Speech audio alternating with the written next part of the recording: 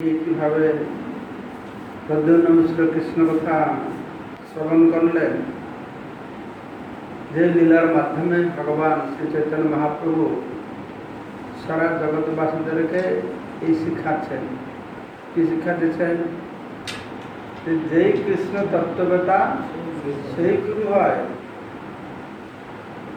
প্রদ্যুম্ন মিশ্র আছেন ব্রাহ্মণ, আর রায় রামানন্দ আছেন শূদ্র।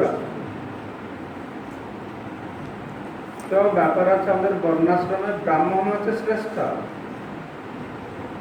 আর ব্রাহ্মণ থেকে শ্রেষ্ঠ সন্ন্যাসী, আমাদের কর্মকাণ্ড হিসাবে, সামাজিক হিসাবে ব্রাহ্মণ শ্রেষ্ঠ বর্ণাশ্রম। আর ব্রাহ্মণরা সন্ন্যাস নিতে পারে, আমার মানে সবাই সন্ন্যাস নিতে পারে না, ব্রাহ্মণরা সন্ন্যাস নিতে পারে। তো সন্ন্যাসের সবার থেকে শ্রেষ্ঠ। এই লীলার মধ্যে মহাপ্রভু কি দেখালেন জগৎবাসীকে? মহাপ্রভু বলছেন, আমি সন্ন্যাসী, আমি ওর কাছ থেকে শিক্ষা নিচ্ছি, সে আমার গুরু। প্রদ্যুম্ন মিশ্র যে ব্রাহ্মণ, সে তার কাছ থেকে কৃষ্ণ কথা শ্রবণ করছে। তো এই কৃষ্ণ কথা শ্রবণে জাতি নাহি জাতি কুলাদি বিচার। যে কৃষ্ণ ভক্ত সে হচ্ছে শ্রেষ্ঠ। এই সুন্দর শিক্ষা মহাপ্রভু উপস্থাপনা করেছেন।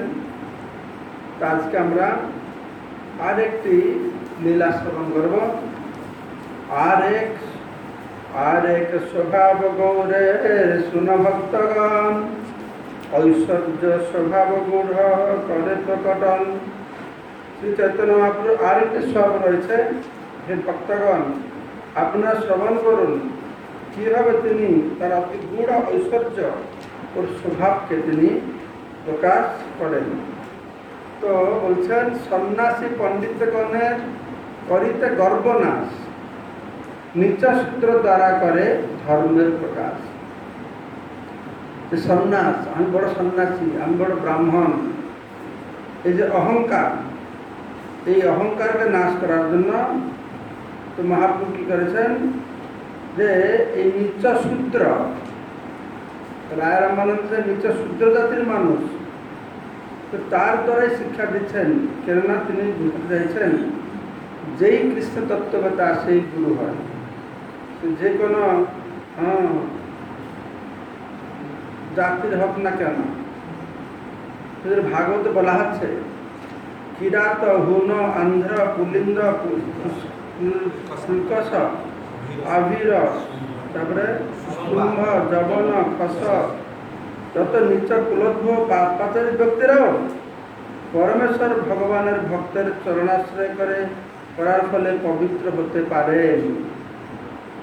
তো এরা তো কিরাত পুলিন্দ শুল্কস আবির শুম্ভ জবন খস, কোথায় থাকে এরা? কলকাতা থাকে, দিল্লিতে থাকে, বন জঙ্গলে থাকে। মানে তারা কে? ট্রাইবাল। ভাগবতে তখন থেকে বলা হচ্ছে ট্রাইবাল প্রচার হবে। ট্রাইবালদেরকে তারা বলছে যে ট্রাইবালদেরকে সবাই হেয় মনে করে হিন্দুরা, তাই হাজার হাজার ট্রাইবাল কি হচ্ছে, সব আরামে খ্রিস্টান হয়ে যাচ্ছে। তাদের খ্রিস্টানদের দোষ? খ্রিস্টান দোষ না। আর হিন্দুরা কি করে না, নিজের মনকে বোঝাবার জন্য সবসময় বলে, যেখানে যাই বলে, ও ওরা টাকা দিয়ে খ্রিস্টান করে দিচ্ছে, ওরা তো টাকা দিয়ে খ্রিস্টান করেছে, তোমরা কি করছো বসে? হ্যাঁ, তোমরা হাঙ্গার তো বসে আছো, টাকা দিয়ে বলে খ্রিস্টান করছো। কিন্তু ওরা বলছে না, হিন্দুরা ওরা তাদের যত্ন করছে, কেয়ার করছে, ওদের বাইবেল পড়াচ্ছে। যেখানে খ্রিস্টান করতে যাবে আগে বাইবেল পড়া বলবে। আমাদের হিন্দুরা কেউ করে? কোন সংস্থা করে? কোন সংস্থা করে না।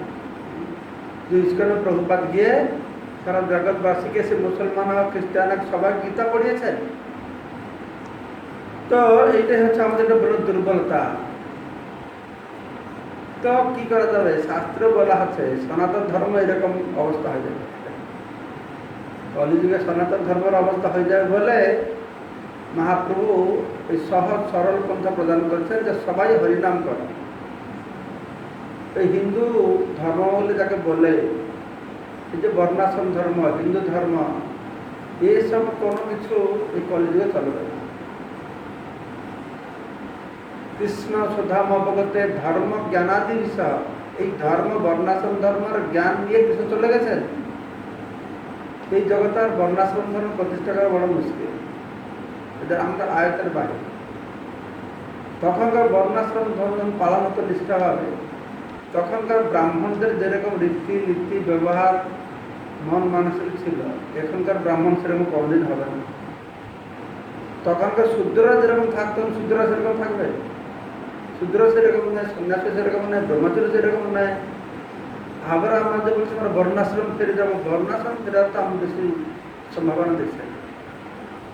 তা থেকে আরো ভালো স্থানে স্থিতাং সূর্যগতাং বনবাং মহাবুক। আবার যে যে স্থানে আছো সেখানে থেকে সে যে বর্ণ হোক আশ্রমে যেভাবে কাজ করে থেকে ভগবানের কথা শ্রবণ কর। তো সেই জন্য এখানে বলা হচ্ছে যে এই নিচ জাতি উদ্ভুত আর পাপাচারী ব্যক্তিরা পরমেশ্বর ভগবানের ভক্তের চরণাশ্রয় করার ফলে, কার চরণাশ্রয় করবে? হ্যাঁ, ভক্তের। হ্যাঁ, প্রভু বিষ্ণবে নমঃ। তো ভগবানের ভক্তের চরণাশ্রয় করার ফলে পবিত্র হবে। কেননা পরমেশ্বর ভগবান তিনি সর্বশক্তিমান, মানে ভগবানের চরণে আশ্রয় নেবে। ভক্তের সান্নিধ্য পাওয়া মানে কি ভগবান চরণে আশ্রয় নেবে। এই জন্যই এই কথা আমাদের মহাপ্রভু প্রকাশ করছেন, যত নিচ শূদ্র হলেও সে সন্ন্যাসী পণ্ডিতগণের করিতে গর্বনাশ। আমি সন্ন্যাসী, আমি বড় পণ্ডিত, আমি উচ্চ কুল বংশ উদ্ভূত। তো মহাপ্রভু লীলা করলেন। ভক্তি প্রেম তত্ত্ব কহে রায় করি বক্তা, আপনি প্রদ্যুম্ন মিশ্র সহায় হয় শ্রোতা। তাই মহাপ্রভু কি করছেন না, এই নিচ কুল উদ্ভূত শূদ্র, উনি শূদ্র ঘরে ছিলেন। গোদাবরীর মহাপুরুষের দেখা হচ্ছে, তুমি কি বলছেন যে তুমি কোথায়, তুমি সন্ন্যাস, আমি হচ্ছে কি শূদ্র নয়, শূদ্র অধম, শূদ্র থেকে আমি অধম। হ্যাঁ, নিজে বলছেন আমি শূদ্র থেকে অধম, এরকম একটা দৈন্য ভাব ছিল। তো তাই তিনি গৃহস্থ ছিলেন, শূদ্র ছিলেন, গৃহস্থ ছিলেন।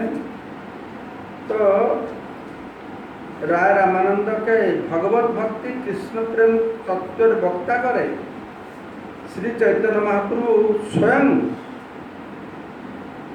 অতি উচ্চকুল ব্রাহ্মণ কুলোদ্ভূত প্রদ্যুম্ন মিশ্র শ্রদ্ধা হয়েছে, নিজে শ্রদ্ধা হয়েছেন আর প্রদ্যুম্ন শ্রদ্ধা করিয়েছেন। জগৎবাসীদেরকে দেখাবার জন্য, যারা ব্রাহ্মণ সন্ন্যাসীকে গর্ব করে অহংকার করে তাদেরকে শিক্ষা দেওয়ার জন্য নিজে সন্ন্যাস হয়ে শুনছেন, আর প্রদ্যুম্ন মিশ্রকে ব্রাহ্মণ হয়ে তাকে শোনাচ্ছেন। আর কি করেছেন? সব উল্টা করেছেন।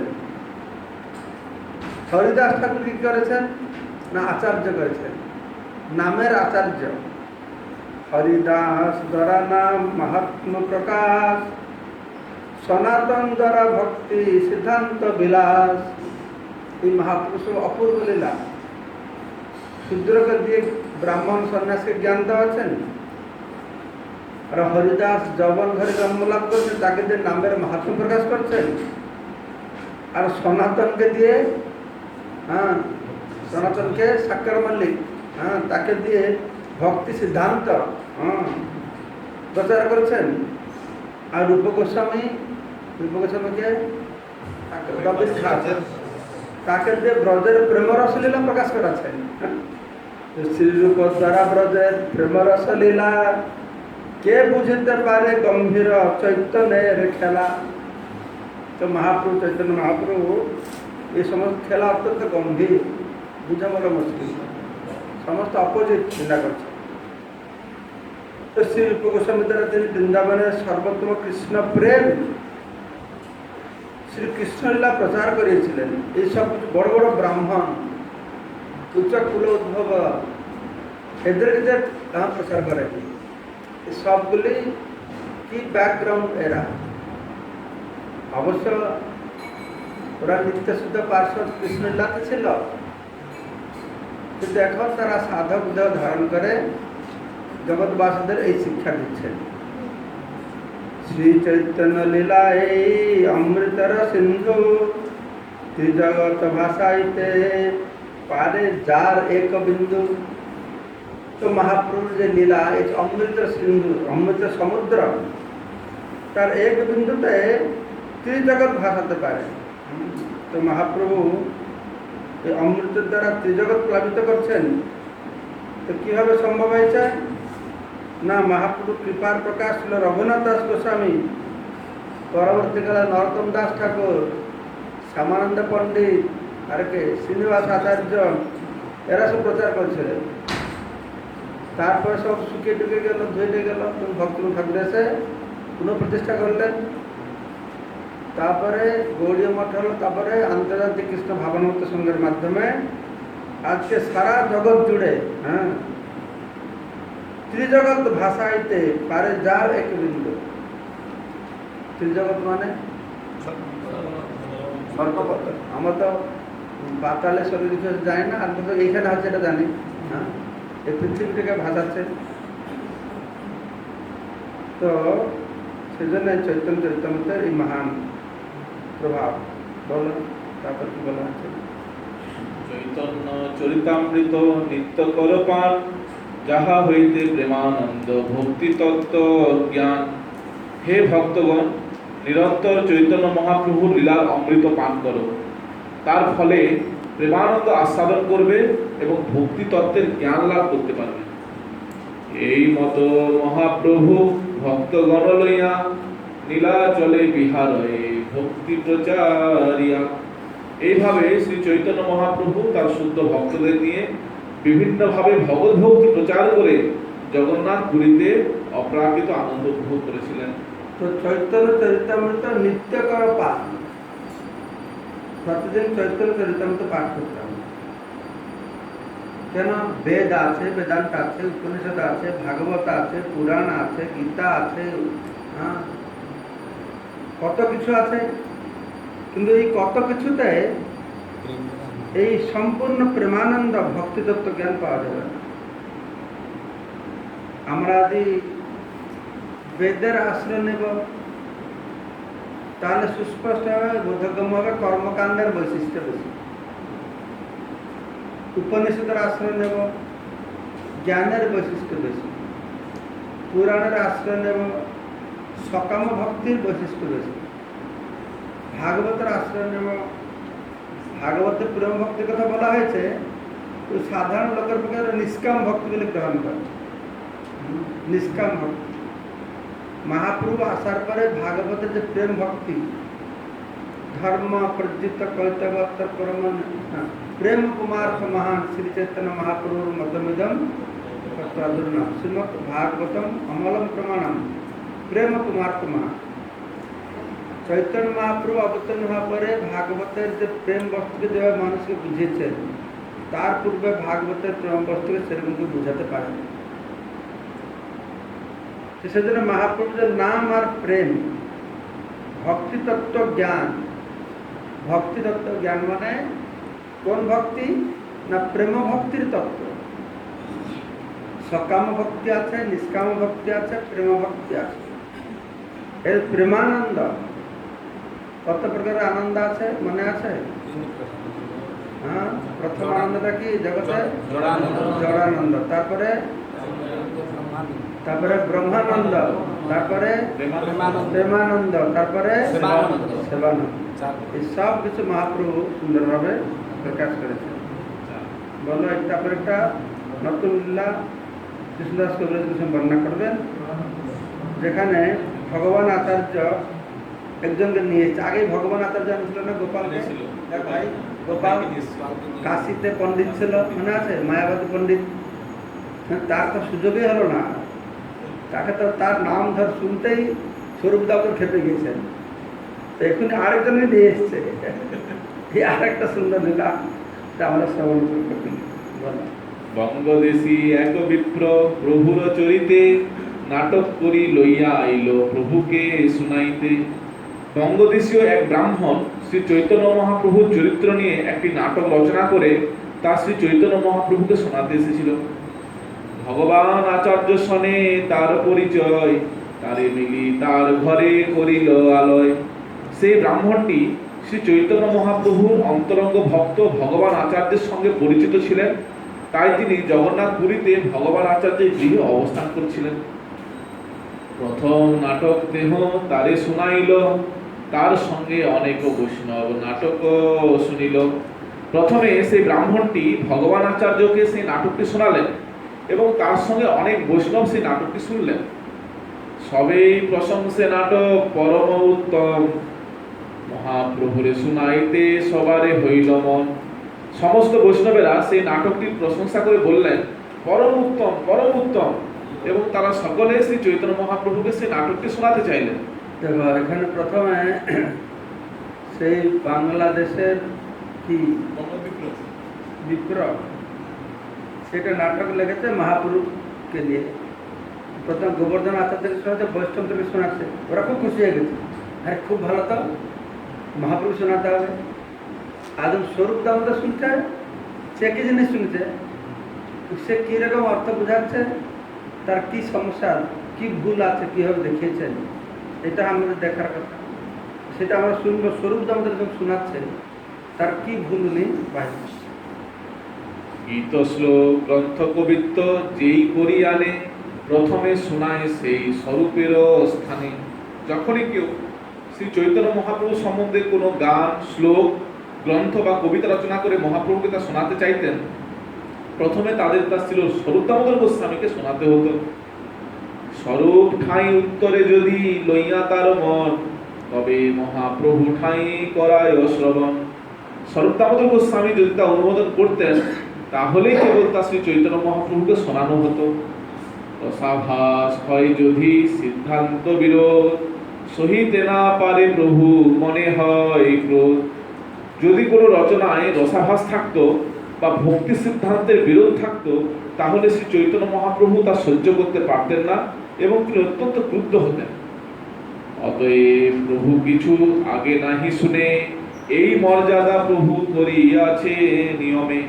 তাই শ্রী চৈতন্য মহাপ্রভু স্বরূপ দামোদর গোস্বামীর শোনার আগে কোনো কিছু শুনতেন না, তিনি এই নিয়ম প্রবর্তন করেছিলেন। স্বরূপের ঠাঁই আচার্য কইলা নিবেদন, এক বিপ্র প্রভুর নাটক করিয়াছে উত্তম। ভগবান আচার্য স্বরূপ দামোদর গোস্বামীকে বললেন যে একজন বিপ্র শ্রী চৈতন্য মহাপ্রভুর সম্বন্ধে একটি নাটক রচনা করেছেন এবং সেই নাটকটি অতি উত্তম হয়েছে। আগো তুমি শুনো যদি তোমার মন মানে, পাছে মহাপ্রভুরে তবে করায় ও শ্রবণে। প্রথমে আপনি সেটি শ্রবণ করুন এবং যদি আপনি তা অনুমোদন করেন, তাহলে আমরা সেটি শ্রী চৈতন্য মহাপ্রভুকে শোনাবো। তো নিয়ম মোতাবেক তো যা মহাপুরুষ শুনবে, শোনার আগে আগে স্বরূপকে শোনাতে হবে। তখন গোবর্ধন আচার্য একজনকে ধরে নিয়ে এসেছিল, স্বরূপ দামোদর তাকে বুঝাই দিয়েছে, তো আরেকজনকে ধরে নিয়ে এসছে। স্বরূপ দামোদর বলছেন, স্বরূপ কহে তুমি গপ পরম উদার। তুমি এক গয়াল, গয়াল ছিল নাকি যাই না, তুমি গপ পরম উদার, খুব খুব সরল লোক তুমি। হ্যাঁ, তুমি খুব উদার সরল, जैसे शास्त्र सुनते इच्छा उपजे তোমার, যে কোনো শাস্ত্র আসলে তুমি তাকে সে শুনতে চাও। হ্যাঁ, সেজন্য আমাদের সতর্ক হতে হবে। অনেক সময় অনেক কথা শুনতে ভালো লাগে, কিন্তু সে কথাটা রসাভাস থাকতে পারে। তো মহাপুরুষের জন্য সিদ্ধান্ত বিরুদ্ধে রসাভাস। আমি এখন দেখি আমাদের ভক্তরা কথাকারদের কথা শুনতে খুব ভালোবাসে। বেশি আমাদের যে ইস্কন ভক্ত প্রভুপাদের ক্লাস কেউ বেশি শুনে না, প্রভুপাদের ক্লাস কাউকে ভালো লাগে না, ইস্কন গুরুদের ভক্তের শোনে না, ভাই কথাকারদের কথা শুনতে ভালো লাগে। কেন শুনতে কৃষ্ণ কথা শুনে ভক্তি হওয়ার জন্য শুনে না, এইগুলো চুটকি শুনেছে না, আমি ক্লাস দিয়ে এরকম ভক্ত হওয়া শুনে কে জানে। যাই হোক, কিন্তু আমাদের সমস্ত সতর্ক থাকতে হবে। আমাদের তো ভাগবত কথা একটি যদি কর্মকাণ্ডের লোকেরা বলবে, সেই ভাগবতে তারা বলবে, তাদের ব্যাখ্যা কিরকম হবে, সেই ব্যাখ্যা যে এরকম শুনবে যে মনে কর্মকাণ্ডটাই শ্রেষ্ঠ। একটি ভাগবত গীতার উপরে সুন্দর কথা বলবে, তোমার জ্ঞানটাই শ্রেষ্ঠ। সে গীতা ভাগবত বলবে, তারা বলবে যে যোগ হচ্ছে শ্রেষ্ঠ। আর সে কথা ভক্তরা শুনবে, বৈষ্ণব বলবে, তারা কি বলবে? ভক্তি হচ্ছে শ্রেষ্ঠ। তাই আমরা সব বৈষ্ণবদের কাছে শ্রবণ করা উচিত, হ্যাঁ কি না? না, যে সে বৈষ্ণব কথা শ্রবণ করলে আবার হবে না। আমরা উন্নত বৈষ্ণব নাই, কিন্তু বৈষ্ণব শ্রবণ করলে আমাদের উন্নত আচার্যরা বলছে যে এরকম যে কোনো বৈষ্ণবদের কাছে শ্রবণ করতে হলে কি হবে? হ্যাঁ, হয়তো কোনো সময় বৈকুণ্ঠের ঐশ্বর্য প্রতি আসক্ত হতে হবে। ঠিক যেরকম আমরা সম্মান করি, শ্রদ্ধা করি, তারা মহান। তো রামানুজ সম্প্রদায়তে তারা বিষ্ণুকে শ্রেষ্ঠ মানবে, বিষ্ণু থেকে কৃষ্ণ এসছে, বিষ্ণু বিলাস বিগ্রহ আছেন কৃষ্ণ। কিন্তু আমাদের আচার্যরা খুব ঘোর বিরোধ করেছে, যে সিদ্ধান্তে যে উপনীত হবে তার কোনোদিন কৃষ্ণের মধ্যে প্রেম জাগ্রত হবে না। রামবন্ধু লীলা সুন্দর তার ব্যাখ্যা দেওয়া হয়েছে। তো আবার আছে কর্ম কি, জ্ঞান কি, পেশাদারি, কথাকার কি, যারা অনেক শাস্ত্র পড়ে প্রিপেয়ার হয়ে আসছে, এবং বৈষ্ণবদের কথা শোনা হয়েছে। সেই জন্য আমাদের সবসময় সজাতীয় স্নিগ্ধ কথা শ্রবণ করবে। যদি আমরা সেই রকম উন্নত নাই, সেই জন্য এখানে শাস্ত্রে বলে যত বেশি শাস্ত্র অধ্যয়ন করবে না, এটা বলা আছে। বেশি শাস্ত্র অধ্যয়ন করলে লোক বিভ্রান্ত হবে। সেজন্য আমাদের গোস্বামীরা কি করেছে, না না শাস্ত্র বিচারণৈক নিপুণ, তারা নিপুণ ছিল, আমরা তো নিপুণ নাই। তারা না না শাস্ত্র বিচারণৈক নিপুণ, সদ্ধর্ম সংস্থাপক। তোমাদের আমাদের আচার্যরা কি বলছে, যারা উন্নত স্তরে গিয়েছে তারা বিভিন্ন আচার্যরা শুনে তাদের কম্পেয়ার করে উপস্থাপনা করবার জন্য। আমাদের শুনতে হবে আমাদের গৌড়ীয় আচার্যরা কি বলছে। বিশ্বনাথ চক্রবর্তী কি বলছেন, বলদেব বিদ্যাপতি কি বলছেন, শিল জীব গোস্বামী কি বলছেন, তো শিল প্রভুপাদ কি করেছেন, যে টিকা করেছেন, যাদের গৌড়ীয় বৈষ্ণব আচার্যদেরকে অনুসরণ করে তার টিকা ভাষ্য করেছেন। গীতার ভাষ্য করেছেন বলদেব বিদ্যাভূষণ, টিকাকে অনুসরণ করে। আর ভাগবতে ভাষ্য করেছেন বিশ্বনাথ চক্রবর্তী পাদের টিকা অনুসরণ। সেটা খুব গুরুত্বপূর্ণ কাজ জিনিস। তার নাহলে আমাদের সিদ্ধান্ত আমরা তো বুঝতে পারছি না, কিন্তু আস্তে আস্তে আমরা অনেক রসাভাষার কথা শুনছি, আর বিভিন্ন কথা শুনে আমরা সন্দেহ আসবে, মানে কোনো সময় সত্যি এটা ঠিক, ও তো এরকম বলছে, এটা ঠিক হতে পারে, সন্দেহ আসবে। বেশি শাস্ত্র বেশি স্বামী হয় শ্রবণ করা উচিত, নিজের সন্দেহ করে শ্রবণ করলে ভালো। যতবা তদবা কবির বাক্যে হয় রসাভাস, সিদ্ধান্ত বিরুদ্ধ শুনিতে না হয় উল্লাস। তথাকথিত সমস্ত কবিদের রচনায় রসাভাস এবং সিদ্ধান্ত বিরোধ থাকে, তাই সে সমস্ত রচনা শুনতে আনন্দ হয় না।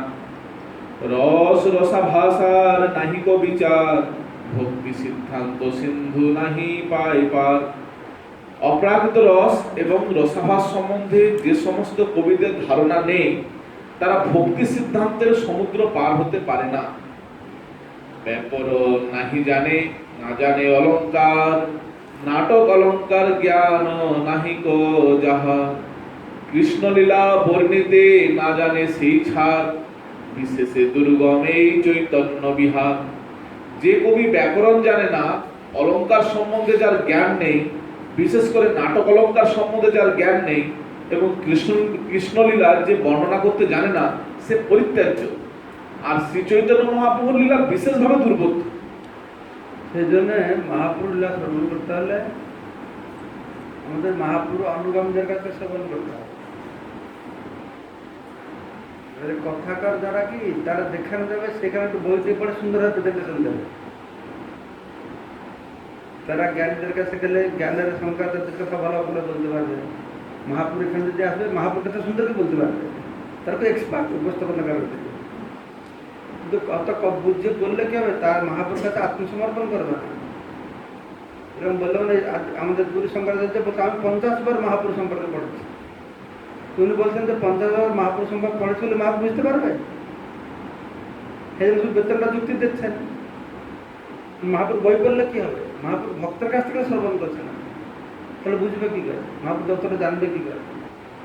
সেই জন্য এখানে বলা হচ্ছে যে কৃষ্ণলীলা গৌরলীলা সে করে বর্ণন, গৌর পাদপদ্মদা হয় প্রাণধন। ওই কৃষ্ণলীলা এমনি লোকেরা বর্ণনা করছে, সব বৈষ্ণব বর্ণনা করবে একরকমের হবে। ওই কৃষ্ণলীলা যখন গৌড়ীয় বৈষ্ণব বর্ণনা করবে, তার মাধুর্য, তার তাৎপর্য আলাদা হবে, তার ভাবটি আলাদা হবে। গৌর পাদপদ্ম যার হয় প্রাণধন, তো চৈতন্য মহাপ্রভু পাদপদ্ম যিনি তার প্রাণধন রূপে গ্রহণ করেছে, অর্থাৎ মহাপ্রভু চরণকমলে আত্মসমর্পণ করেছে, তাদের জন্য কৃষ্ণের ভূমিকা আলাদা। তারা কৃষ্ণকে সেইভাবে দেখে না অন্য বৈষ্ণবরা যেরকম দেখে, অন্য সাধুরা যেরকম দেখে। অন্য সাধুরা কৃষ্ণের দেখে কিভাবে? তারা বলে যে ভগবত গীতা বলছে, কে বলছে? কে গীতা বলেছে? হ্যাঁ, না না, কৃষ্ণ বলো না, কৃষ্ণের ভিতরে যে পরমাত্মা কেউ বলছে, তারা বোঝাবে যে ভিতরে যে পরমাত্মা আছে। তারা মনে করে যে কৃষ্ণটা পরমাত্মা আলাদা। এই সমস্যা এখানে হয়েছে। ওরা বোঝে না কৃষ্ণ, কৃষ্ণের ভিতরে কোনো পরমাত্মা নেই, কৃষ্ণ সারা শরীরটা তো দিব্য, কিন্তু এই তত্ত্বটা বুঝবে না, মানবেও না। কিন্তু আমাদের তো সিদ্ধান্ত তো আলাদা, কৃষ্ণের মধ্যে কোনো আত্মা নেই কি পরমাত্মা নেই। তারা কৃষ্ণের মহান বলে মনে করে কেন? কৃষ্ণ যোদ্ধা, তারা যে কৃষ্ণ মহিমা গান করবে, কিন্তু তারা কৃষ্ণের ভক্ত, কৃষ্ণের মহিমা গান করবে, কিন্তু একরকমের মহিমাটা তারা জানে। কৃষ্ণ যে ব্রজেন্দ্র নন্দন গোপী প্রাণধন, গোপীজন বল্লভ, সেই ভাবটা তারা যেভাবে উপস্থাপন করেছেন সেভাবে তারা গ্রহণ বুঝতে পারবে না, গ্রহণ করবে না। তো সেই জন্য এখানে বলা, যারা গৌরাঙ্গ গৌরচন্দ্র ভগবানের চরণকমল আত্মসমর্পণ করেছে, তাহলে ভগবান শ্রীকৃষ্ণ তারা সেইভাবে বুঝতে পারবে। তা না হলে কেন বলা হতো চির অদত্ত নিজ গুপ্ত গীত, চিরদিন দেওয়া হয় না। অনর্পিত চরিং চিরাত করুণে অবতীর্ণ করলো, অনর্পিত আগে কোনদিন দেওয়া হয় না। মহাপ্রভু আসবার আগে ভক্তি দেওয়া হয়েছে না? ভক্তি ছিল না? ছিল। নিম্বার্কাচার্য, বিষ্ণু স্বামী, রামানন্দ সবাই তো ভক্তি প্রচার করেছে। তার কেন বলা হচ্ছে অনর্পিত চরিং চিরাত? বহু কাল থেকে ভক্তি দেওয়া হয়নি না। কেন না? চৈতন্য মহাপ্রভু যে ভক্তি দিয়েছেন, প্রেম ভক্তি, ব্রজ ভক্তি, সম্পর্কে জানিয়েছেন মানুষকে, সেটা আগে কোনোদিন দেওয়া হয় না। তো কৃষ্ণলীলা গৌরলীলা সে করে বর্ণনা, গৌরবাদ্য পদ্মজার হয় প্রাণধন, গ্রাম্য কবির কবিত্ব শুনিত হয় দুঃখ, বিদগ্ধ আত্মীয় বাক্যে শুনিত হয় সুখ। বলো কি বলছে? অপ্রাকৃত তত্ত্বজ্ঞানবিহীন জড় বিশ্বাসত্ব যে সমস্ত কবি সাধারণ মানুষের সম্পর্ক নিয়ে কবিতা লেখে, তাদের সেই কবিতা শুনতে দুঃখ হয়, কিন্তু ভগবত প্রেমে মগ্ন ভক্তের বাণী শুনতে মহা আনন্দ হয়। রূপ জয়ছে দুই নাটক করিয়াছে আরম্ভে, শুনিতে আনন্দ বাড়ে যার মুখ বন্ধে। শ্রী রূপ গোস্বামী যেমন তার দুটি নাটকের আরম্ভে যেভাবে মুখবন্ধ রচনা করেছেন, তা শুনলে অধিক থেকে অধিকতর আনন্দ আস্বাদন হয়। কি দুটো নাটক লেগেছিল? ললিত মাধব। ভগবান আচার্য কহে, শুনো একবার, তুমি শুনিলে ভালো মন্দ জানিবে বিচার। শরৎ দামোদর গোস্বামীর এই বিশ্লেষণ শোনার পরেও ভগবান আচার্য তাকে অনুরোধ করতে লাগলেন, দয়া করে আপনি একবারই নাটকটি শুনুন। ভগবান আচার্য মনটা লেগে গেছে, যে শুনেছেন, আরে কি সুন্দর, কি সুন্দর। স্বরূপ দাম শুনতে চায় না, না না শুনো না, একটু শুনো না, একটু কত সুন্দর, কত সুন্দর। এটাকে ভালো লেগেছে তো। 2-3 দিন আচার্য আগ্রহ করে না, 2-3 দিন এরকম বলছে, তার আগ্রহে স্বরূপের শুনিতে ইচ্ছা হইল। ঠিক আছে, কি বলছে শুনি একবার। তখন স্বরূপ দামোদর কি করেছেন? সবালয়া স্বরূপ গোসাই শুনিতে বসিলাম, তবে সেই কবি নান্দি শ্লোক পড়িলাম। তখন স্বরূপ গোসাই বৈষ্ণবদেরকে নিয়ে, রূপ গোস্বামী, ললিত মাধব, বিদ্যাগোবিন্দ লেগেছিল, মহাপ্রভু হরিদাস সব বসে তো নান্দি শ্লোক পড়া কি সুন্দর বর্ণনা দিল না, আমরা আগে কিছু বুঝতে পারলাম না। সে তার সেসব ব্যাকরণ কাব্য অলঙ্কার বিভিন্ন জিনিস রয়েছে, সেই রকম কথা বুঝতে হলে সেরকম পাণ্ডিত্য থাকা দরকার। আর অজ্ঞ লোকের কথা অজ্ঞ লোকেরাই বিমোহিত হয়ে যায়, ভেসে যায়। তো তবে সেই নান্দি শ্লোক পড়তে বলেছে, সে নান্দি শ্লোক সে বাংলার ব্রাহ্মণ পড়ে শোনাল। বিকচ কমল নেত্রী শ্রী জগন্নাথ সঙ্গে কনক রুচি রিহাত্মনি আত্মকাঞ্জ প্রপন্ন প্রকৃতি জড়ম অশেষং চেতয়ান্ন বিরাসি সদিশ তুপভব্যং কৃষ্ণ চৈতন্য দেব। পরমেশ্বর ভগবান স্বর্ণাভ অঙ্গকান্তি অবলম্বন করে বিকশিত কমল নেত্র স্বরূপ শ্রী জগন্নাথ দেবের শরীরে আত্মা স্বরূপ হয়েছেন এবং প্রকৃতি জড়কে অশেষ চেতনা দান করে জগন্নাথ পুরীতে আবির্ভূত হয়েছেন। সেই কৃষ্ণ চৈতন্য দেব তোমার মঙ্গল বিধান করুন। তো শুনো ভালো করে, শ্লোকটা কি বলছে? পরমেশ্বর ভগবান স্বর্ণাভ অঙ্গকান্তি অবলম্বন করে বিকশিত কমল নেত্র স্বরূপ শ্রী চৈতন্য দেবের শরীরে আত্মা রূপে রয়েছে। মানে স্বর্ণাভ অঙ্গকান্তি কার? চৈতন্য মহাপ্রভু।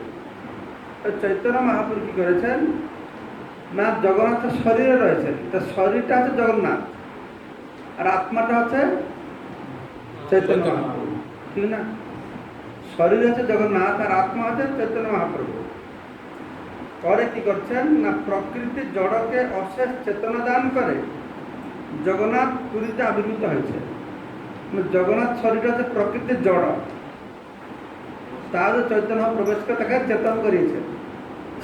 শ্রীকৃষ্ণ চৈতন্যদেব তোমার মঙ্গল বিধান করো, সেই চৈতন্যদেব তোর মঙ্গল করো। খুব ভালো না?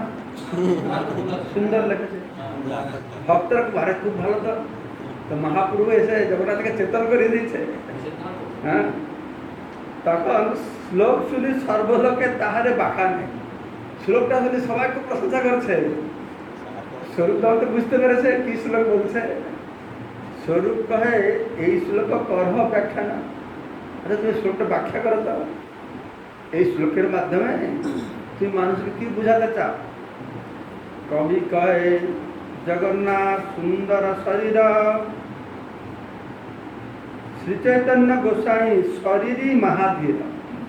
মানে জগন্নাথ হচ্ছে শরীর আর চৈতন্য হচ্ছে কি শরীরই। মানে জগন্নাথ দেহি, জগন্নাথ হচ্ছে দেহ, দেহটা হচ্ছে জগন্নাথ আর দেহিকে চৈতন্য মহাপ্রভু।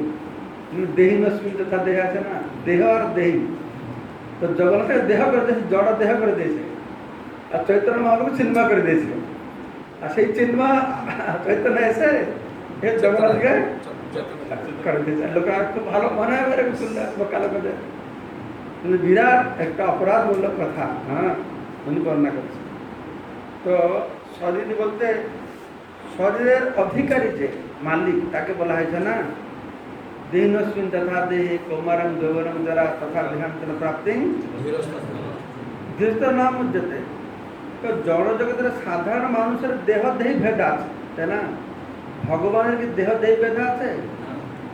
আমাদের দেহটা জড়, আত্মাটা চিন্ময়। ভগবানের ক্ষেত্রে দেহ জড়, আত্মা চিন্ময় নয়। হ্যাঁ, আরে ভগবানের কি হবে? চিন্ময় জগতে জীবেরও কোনো জড় দেহ নেই। চিন্ময় জগতে যে জীব রয়েছে তাদের ভিতরে কোনো আত্মা নেই। আমাদের এই দেহের মধ্যে আত্মা আছে, পরমাত্মা আছে, কিন্তু ভগবত ধামে কোনো পরমাত্মা নেই, কোনো পরমাত্মা দরকার নেই। কিন্তু ভগবান তো সেখানে আছে, পরমাত্মা কি দরকার? আর সেখানে যারা সব জীব আছে, এই আত্মাটা সেখানে গিয়ে পুরা দেহ হয়। সেখানে দেহের ভিতরে কোনো আত্মা থাকে না, তার শরীরটাই চিন্ময়। সেখানে শরীরটাই চিন্ময়। সেখানে মানুষ শরীর, পশু পাখি কীটপতঙ্গ গাছপালা সব চিন্ময় সেখানে, সব কল্পবৃক্ষ সেখানে। গোলক বৃন্দাবন যাবে, তত্ত্ব মহারাজ বলতেন, বৈকুণ্ঠে যাবে কোনো চিন্তা নেই। এখানে রসগোল্লা খেতে হলে কি চিন্তা, পয়সা রোজগার করো, মিষ্টির দোকানে যাওয়া ঝামেলা, সেখানে যে কল্পবৃক্ষ দাঁড়াবে, এই কল্পবৃক্ষ এই খালি রসগোল্লা দাও, সঙ্গে সঙ্গে রসগোল্লা দিতে হবে। খুব ভালো না? হ্যাঁ কি না? বলছেন এটা বলা হয়েছে যে বৈকুণ্ঠে গেলে যা চাইবে তা পাবে, কিন্তু এটা জানা বৈকুণ্ঠে গেলে কিছু তো চাইতে ইচ্ছা হবে না, সেখানে গেলে রসগোল্লা খেতে ইচ্ছা হবে। আর এখানে জড়জগৎ আছে বলে ইচ্ছা আছে, খালি রসগোল্লা পেলে কি হয়, সেখানে হচ্ছে কৃষ্ণ ভগবানের সেবাটাই ইচ্ছা হবে। হ্যাঁ, এবার যে কল্পবৃক্ষ যা চাইলে তা দেবে, সেখানে কিছু চাইতে ইচ্ছা হবে না, দেবে কি চাইতে ইচ্ছা হবে? শুধু ভগবানের সেবাই চাইতে ইচ্ছা হবে, আর রসগোল্লা হাড়ি চাইতে ইচ্ছা হবে না, ভগবানের সেবাই চাইবে। তো এগুলি তো সেটাই তিনি বুঝাচ্ছেন। এটা গুরুত্বপূর্ণ একটা মারাত্মক ভুল বুঝাচ্ছেন। সহজে জড় জগতের চেতন করাইতে নীলাচলে মহাপ্রভু হইলা আবির্ভূতে। তো সে ব্রাহ্মণ বুঝাচ্ছেন অচেতন জড় জগৎকে চেতন করার জন্য শ্রী চৈতন্য মহাপ্রভু নীলাচলে জগন্নাথ পুরীতে আবির্ভূত হয়েছেন। তো এটা শুনিয়া সবার হইল আনন্দিত মন, শুনিয়া সবার হইল আনন্দিত মন। হরি হরি বল। দুঃখ পায়া স্বরূপ কহে সক্রোধ বচন। তো সবাই তো খুব আনন্দ করে হরি বল। এখানে বলছে না যে জড় জগৎ হচ্ছে চেতন অচেতন, তো মহাপ্রভু নীলাচলে এসে তাকে সচেতন করিয়েছেন। তো শুনে সবাই হরি বল দিচ্ছে, কিন্তু স্বরূপ দামোদর খুব দুঃখী হয়ে গেছেন, আর খুব ক্রোধান্বিত হয়ে গেছেন। ক্রোধান্বিত হয়ে স্বরূপদাস শুনেই আর সময় দিচ্ছে না, সঙ্গে সঙ্গে বলছে আরে মূর্খ, আপনার কইলি সর্বনাশ, বলছে দুই তো ঈশ্বর তোর নাহিক বিশ্বাস। মূর্খ মূর্খ, তুই তোর সর্বনাশ করলি।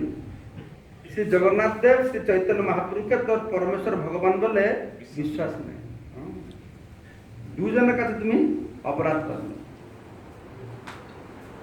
পূর্ণানন্দ চিৎ স্বরূপ জগন্নাথ রায়, তারে কইলি জড় নশ্বর প্রাকৃত কায়। জগন্নাথের শরীরটা কি জড়? এটা কি কাঠ? যে লোক মনে করে জগন্নাথ শরীরটা কাঠ, তার ভিতরে ব্রহ্ম আছে, সেটা চিন্ময়, সেটা বাইরে সারা জগৎটাই মনে করে, তাই না? মায়াবাজার কি মনে করে? জগন্নাথের নিম কাঠের শরীর ভিতরে ব্রহ্মটা আছে, ব্রহ্মটা চিন্ময়, বৈষ্ণব বুদ্ধি তার না। জগন্নাথ পুরো শরীরটাই চিন্ময়। সচ্চিদানন্দ বিগ্রহ কেন বলা আছে? ভগবান সচ্চিদানন্দ বিগ্রহ। পূর্ণানন্দ চিৎ স্বরূপ জগন্নাথ রায়। জগন্নাথ হচ্ছেন কি চিৎ স্বরূপ, তিনি পূর্ণানন্দ। তারে কইলি জড় নশ্বর প্রাকৃত কায়।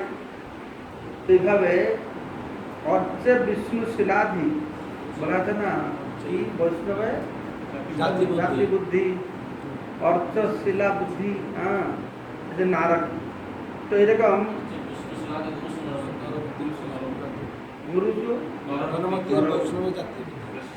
তো চিন্ময় স্তরে ভগবত ভক্তি সম্পাদন করার ফলে দৃষ্টি নির্মল হয়, তখন জগন্নাথ দেব তার বিগ্রহকে সম্পূর্ণ চিন্ময় বলে সে দর্শন করতে পারে।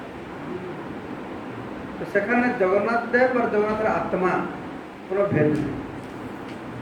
জগন্নাথের শরীর, তার ভিতরে আত্মা আছে, চৈতন্য মহাপ্রভু এরকম নয়। জগন্নাথ আর আত্মা আলাদা নয়।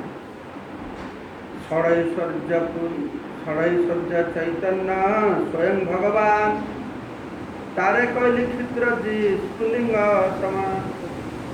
এদিকে জগন্নাথকে জড় শরীর বলেছেন, তারপরে ষড়ৈশ্বর্যপূর্ণ চৈতন্য স্বয়ং ভগবান, তাকে কি করেছে স্ফুলিঙ্গ সদৃশ ক্ষুদ্র জীবের সমপর্যায় করলো, মানে জড় শরীরে চেতনা প্রবেশ করলো, হয়ে গেল। তো জড় স্ফুলিঙ্গ বলে তাকে ক্ষুদ্র স্ফুলিঙ্গ বলে বর্ণনা করেছে। তো উপনিষদে এই জীব স্ফুলিঙ্গ সদৃশ আর পরমেশ্বর ভগবান বৃহৎ অগ্নি সদৃশ এরকম বলা হয়। ভগবান হচ্ছেন অগ্নি আর জীব হচ্ছে স্ফুলিঙ্গ। তাই বলা আছে যতক্ষণ এই অগ্নি স্ফুলিঙ্গ অগ্নির সঙ্গে থাকবে তখন হাওয়া তাকে লিভাতে পারবে না। কিন্তু স্ফুলিঙ্গটা অগ্নি থেকে বেরিয়ে আসবে, হ্যাঁ, তখন ছাই হয়ে যাবে। ঠিক সেই রকম এই আত্মা ভগবান থেকে পৃথক হলে তাকে মায়া দ্বারা ঝকটিয়া ধরে, সে মায়া অধীন হয়ে যাবে।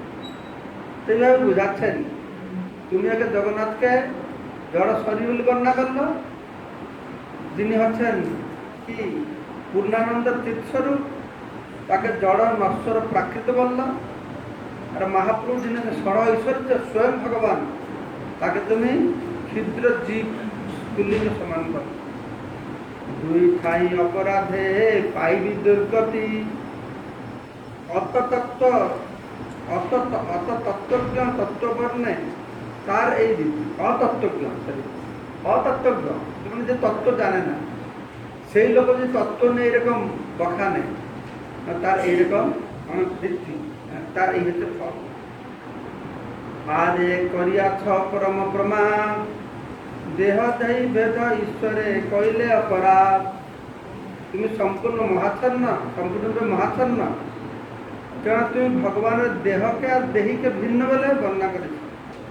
সেটি একটি মহা অপরাধ। ভগবান দেহ দেহি অভিন্ন, ঈশ্বরের নাহি কবু দেহ দেহি ভেদ, স্বরূপ দেহ চিদানন্দ নাহি কবি ভেদ। অর্থ পড়ো। কোন অবস্থাতেই পরমেশ্বর ভগবানের দেহ এবং দেহিতে ভেদ নেই। তার স্বরূপ এবং তার দেহ চিদানন্দময়, তাদের মধ্যে কোনো পার্থক্য নেই। দেহ দেহি বিভাগোয়ং ন ঈশ্বরে বিদ্যতে কাচিৎ। কোন অবস্থাতেই পরমেশ্বর ভগবানের দেহ এবং দেহিতে ভেদ নেই। ক্রান্তিক উদ্ধৃত। নাতঃ পরম পরম যৎ ভগত স্বরূপ, আনন্দমাত্রম বিকল্পম অবিদ্ধবর্জঃ। পশ্যমি বিশ্বসৃজমেকম বিশ্বমাত্মন, ভূতেন্দ্রিয়াত্মকমদস্থ উপাসিতোস্মি। তদ্বা ইদং ভুবনমঙ্গলমঙ্গলায়, ধ্যানে স্মনোদর্শিতং তে উপাসকানাং। তস্मै নমো ভগবতে অনুবিধেম তুভ্যং, যোনাদৃতো নরকভাগভিরসৎ প্রসঙ্গৈ। হে ভগবান, এই অনুবাদ ভালো করে মন দিয়ে শোনো। হে ভগবান, আপনার সচ্চিদানন্দময় স্বরূপের থেকে শ্রেয় কোনো রূপ আমি দেখি না। চিদাকাশে আপনার নির্বিশেষ ব্রহ্মজ্যোতিতে আপনার অন্তরঙ্গা শক্তির কোনো পরিবর্তন নেই এবং অবক্ষয় নেই। আমি আপনার শ্রী পাদপদ্মের আশ্রয় অবলম্বন করি, কেননা আমি আমার জড়দেহ এবং জড় ইন্দ্রিয়ের গর্বে গর্বিত, অথচ আপনি সারা জগতের পরম কারণ, তথাপি আপনি জড়ের দ্বারা প্রভাবিত হন না। পরমেশ্বর ভগবান শ্রীকৃষ্ণের এই বর্তমান রূপ অথবা যে কোনো অপ্রাকৃত রূপ সমগ্র জগতের পক্ষে পরম মঙ্গলময়। যেহেতু আপনি আপনার নিত্য স্বরূপ প্রকাশ করেছেন, সেই রূপ আপনার ভক্তরা অন্তর ধ্যান করে। আমি তাই আপনার শ্রী পাদপদ্মে সশ্রদ্ধ প্রণতি নিবেদন করি। যারা নরকগামী তারা জড় বিষয়ে মগ্ন হয়ে আপনার সবিশেষ রূপের অবজ্ঞা করে।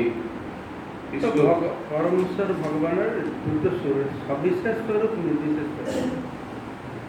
তা আমরা মানি পরম ব্রহ্মের সবিশেষ আর নির্বিশেষ আছে। ব্রহ্মেতি পরমাত্মাতি ভগবান। তো পরম ব্রহ্ম নিরাকার আছে, সাকার আছে, পার্থক্যটা কি? মায়াবাদীরাও পরম ব্রহ্মকে সগুণ ব্রহ্ম, নিগুণ ব্রহ্ম মনে করে। আমরাও মানছি ভগবান নিরাকার আছে, সাকার আছে। কিন্তু একটা পার্থক্য আছে, তারা বলে নিরাকার থেকে সাকার ব্রহ্ম আছে। শ্লোকটা কেটে বলছেন, অব্যক্তং ব্যক্তিং আপনতি মন্যতেমান অবুদ্ধয়। এটা কিছু বলছে না? অবুদ্ধ মানে বুদ্ধি নেই। তো যারা দেবতাদেরকে পূজা করে তাদের কি বলা আছে? শ্লোকটা অন্তবত ফলোপদেশান অল্প মেদেশান। তা আমি ভাবছি ভগবান যার দেবতাদেরকে পূজা করে তাদের কি বলছে অল্প বুদ্ধিমান। অল্প বুদ্ধিমান নাকি? অল্প হলেও আছে, বুদ্ধি অল্প আছে, তাই না? অল্প বুদ্ধি, তা বুদ্ধি নেই তো বলছেন। একরকম ব্যাখ্যা করলে এরকম হবে যে দেবতা পূজা করে অল্প বুদ্ধি, কিন্তু যারা মনে করে নিরাকার থেকে আমার সাকার হয়েছে তারা কি অবুদ্ধ। অবুদ্ধ মানে কি? কোনো বুদ্ধি নেই। মানে দেবতা উপাসক থেকে এই দিকে আরো নিকৃষ্ট করে দিয়েছে। আক্ষরিক হয় যদি আমরা আলোচনা করি এরকম, সব জায়গায় দুটোকেই অল্প বুদ্ধি বলা হয়েছে, কিন্তু আক্ষরিক ভাবে দেখতে গেলে যারা এরকম বলে, তো সেই কথাখানে বুঝাচ্ছেন এটা খুব গুরুত্বপূর্ণ জিনিস যে ভগবান নিরাকার থেকে সাকার স্বরূপ গ্রহণ করে না। কেননা ভক্তরা তো ভগবানের সাথে সম্পর্ক নিত্য, প্রেমময় সম্পর্ক। তো ভগবান কখন নিরাকার হয়ে যাবে, কখন সাকার হয়ে যাবে, তার স্বরূপের যদি নিত্যতা না থাকে, তার সাথে প্রেমময় সম্পর্কের নিত্যতা থাকবে কি করে? তো ভগবান বৈকুণ্ঠে নিত্য লীলা বিলাস করছেন, গোলক বৃন্দাবন নিত্য লীলা বিলাস করছেন, এই ধরাধামের সাথে নিত্য লীলা বিলাস করছে, নিত্য লীলা বিলাস হচ্ছে। কিরকম নিত্য লীলা বিলাস হচ্ছে? আজকে এখানে জন্মাষ্টমী হচ্ছে, কৃষ্ণ আজকে জন্ম হয়, তার পরবর্তী আরেকটা ব্রহ্মাণ্ডে তার জন্ম হয়েছে।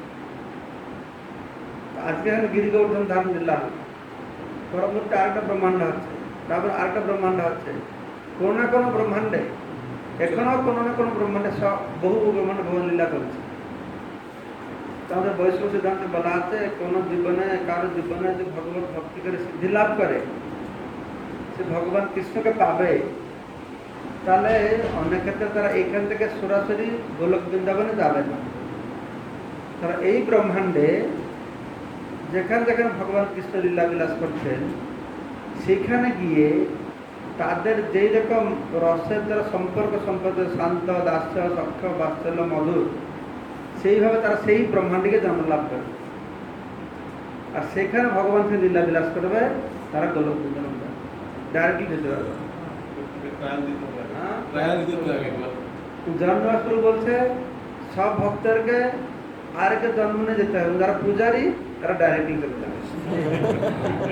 তাদেরকে আর ভগবান সান্নিধ্য রাখবে, তো সারা দিনে তোমার সান্নিধ্যে আছে, তাকে খাওয়াচ্ছে, পড়াচ্ছে, রান্না করছে, সব কিছু ঘরের লোক হয়ে গেছে। তাদেরকে আর অন্য লোক না, তারা চলে যাবে, যারা পূজা তারা ভগবানকে নিয়ে পড়িয়েছে।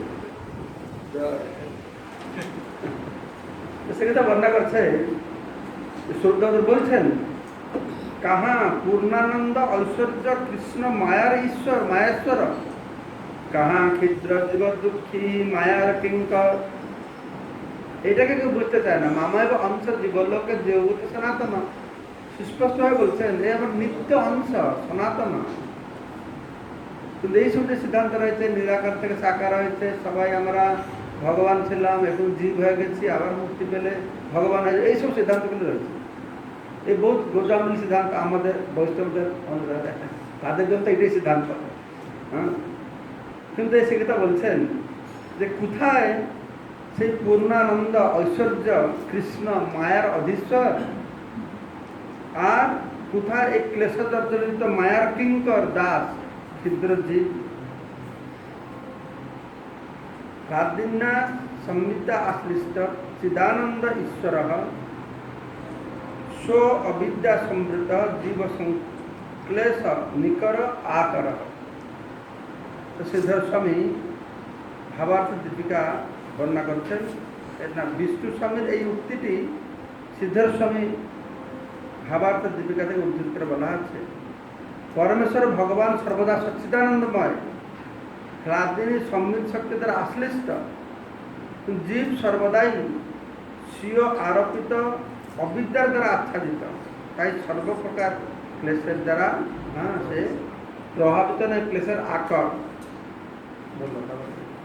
শুনি সভাসদের চিত্তে হইল চমৎকার, সত্য কহে গোসাই তুহার করিয়াছে তিরস্কার। শ্রীল স্বরূপদামোদর গোস্বামীর এই বিশ্লেষণ শুনে সবাই উপস্থিত সকলে অত্যন্ত চমৎকৃত হলেন এবং তারা বলতে লাগলেন স্বরূপদামোদর গোস্বামী যা বলেছেন তা ঠিক, এই বঙ্গদেশীয় ব্রাহ্মণটি শ্রী জগন্নাথ দেব এবং শ্রী চৈতন্য মহাপ্রভুর তত্ত্ব বিকৃত করে অপরাধ করেছে। এবার বুঝতে পেরেছ? একটু আগে হরিবল হরিবল করছিল, কি সুন্দর কি সুন্দর। আর যখন এই জন্যই ওদের ভুলটা ধরা মুশকিল, খুব সুন্দর লাগবে। মায়াবাদী ভাষা শুনলে সর্বনাশ। মায়াবাদীর অত সুন্দর বুঝাবে, তোমাকে বুঝিয়ে দেবে কৃষ্ণ নিরাকার, বুঝিয়ে দেবে যে তুমি ভগবান। মহাপুর বারম্বার সত্তর করছিল যে ধারে পাশে যাবে না এই মায়াবাদীদের।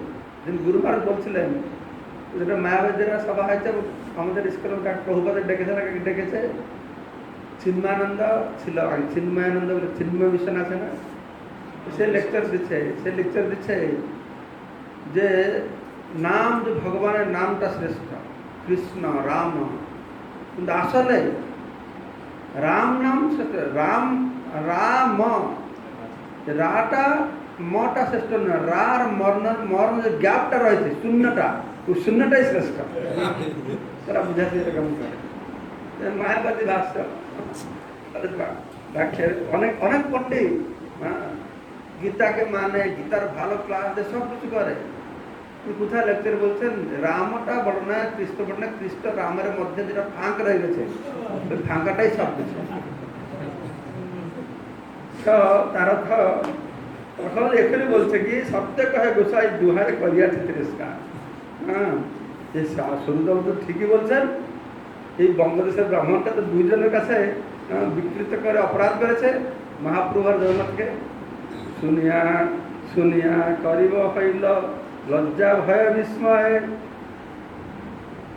শুনিয়া কবির হইল, সরি, শুনিয়া কবির হইল লজ্জা ভয় বিস্ময়। কবিকে? ব্রাহ্মণ। ঠিক, তার ব্যাখ্যা শুনে তো লজ্জা পেয়েছে, ভয়ও পেয়ে গেছে, আশ্চর্য হয়ে গেছে। আর সেখানে সে বসে আছে বৈষ্ণবদের মাঝে, দেখতে কিরকম লাগছে, হংস মধ্যে বক যাইছে কিছু নাই কয়। এই হাঁসের মধ্যে বকের মতন সেখানে বসে আছে। তাহার দুঃখ দেখি স্বরূপ সদয় হৃদয়, তার দুরবস্থা দেখে স্বরূপটা আমাদের মনটা একটু করুণা হয়েছে, বিচরা ভোগান্তি তার। উপদেশ কইলা তারে জৈছে হিত হয়, তাকে উপদেশ দিচ্ছে।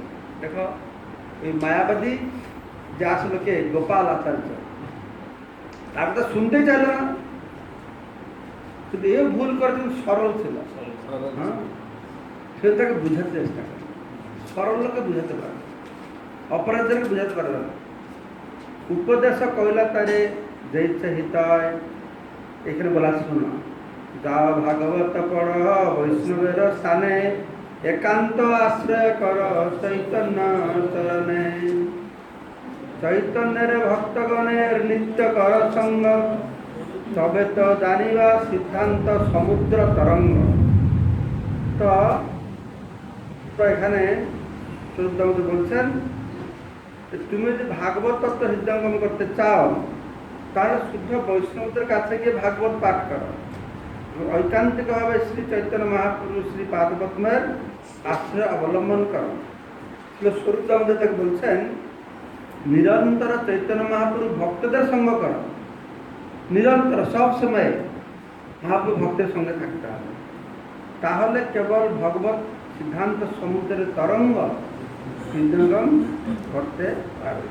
বলো, তবে তো পাণ্ডিত্য তোমার হইবে সফল, কৃষ্ণের স্বরূপ লীলা বর্ণিবা নির্মল। তাহলেই কেবল তোমার পাণ্ডিত্য সফল হবে এবং শ্রীকৃষ্ণের অপ্রাকৃত স্বরূপ এবং লীলা নির্মলভাবে বর্ণনা করতে সমর্থ হবে। এই শ্লোক করিয়াছ পাইয়া সন্তোষ, তোমার হৃদয়ের অর্থে দুহাই লাগে দোষ। এই শ্লোকটি রচনা করে তুমি অন্তরে সন্তুষ্টি লাভ করেছ, কিন্তু তোমার হৃদয়ে তার যে অর্থ করেছ তাতে শ্রী জগন্নাথ দেব এবং চৈতন্য মহাপ্রভুর তত্ত্বে দোষারোপ করা হয়েছে। তুমি জয়ছে তৈছে কহ না জানিয়া রীতি, সরস্বতী সেই শব্দে করিয়াছে স্তুতি। তুমি প্রকৃত তত্ত্ব না জেনে যা নয় তাই লিখেছ, কিন্তু সরস্বতী দেবী সেই শ্লোকটির দ্বারা ভগবানের স্তুতি করেছেন। তো এখানে কি হয়, এই জন্য অসুরেরা ভগবানকে গালি দেয়। ভাগবতে বর্ণনা করতে অসুরে ভগবান গালি দিচ্ছে, ভগবান যুদ্ধ করতে আসবে, এরকম মনে আছে কোন অসুর গালি দিয়েছে?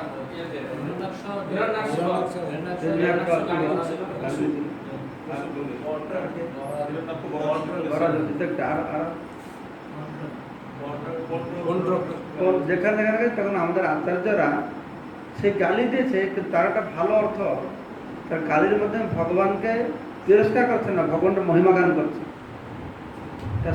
এটা শুদ্ধা সরস্বতীর অর্থ তারা বর্ণনা করছে। তেমন স্বরূপ দামোদর ওই যে শ্লোকটা লিখেছিল একরকম অর্থটা বোঝানো হলো, কিন্তু শুদ্ধা সরস্বতীর হিসাবে সেই শ্লোকটা খুব সুন্দর শ্লোক, এটা বর্ণনা করবে। ঠিক আছে, কিন্তু আজকে তোমাদের সব খিদে লেগে গেছে, 8টা 5 বেজে গেল, তাই না? ঘন্টি পড়ে গেছে, কালকে ঠান্ডা মাথায় আসবে, শুদ্ধা সরস্বতীর ভাবে এই শ্লোকের কিরকম ব্যাখ্যাটা শ্রবণ করবে। ঠিক আছে, এইখানে রহিল গ্রন্থ বদন ভরিয়া সবে বল